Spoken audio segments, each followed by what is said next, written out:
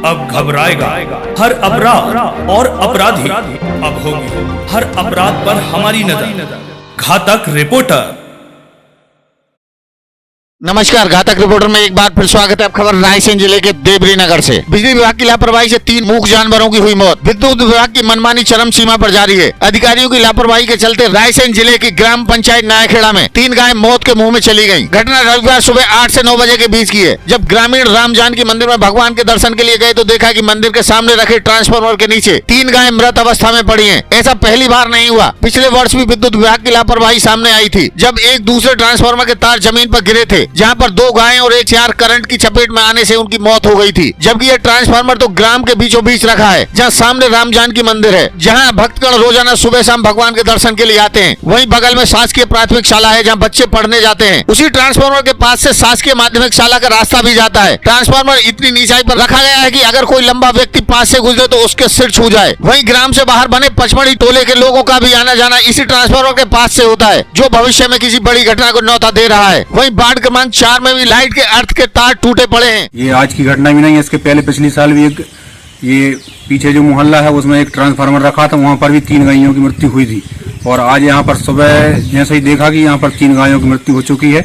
और वो तो हमारे यहाँ ये जो साथ ही में ये लोग थे जिन्होंने जल्दी से उसको मतलब अलग किया, नहीं तो और गायें यहाँ पर खतरा हो सकता था, क्योंकि यहाँ पर बहुत सी गायों का जमावड़ा रहता है। ये ट्रांसफार्मर जो है खराब हो गया था, उसकी जगह इसको रिप्लेस किया है, दूसरा ट्रांसफार्मर रखा है।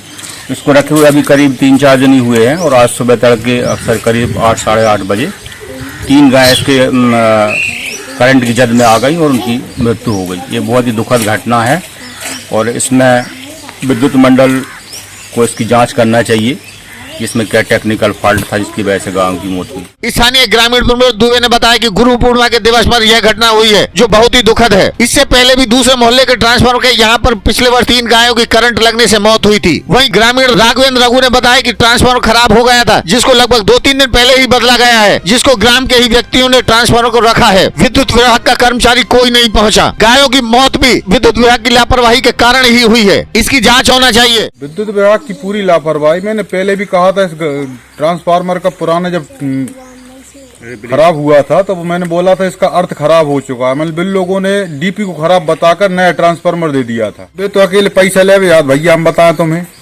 अकेले बिल के अकेले पैसा ले जाते बस।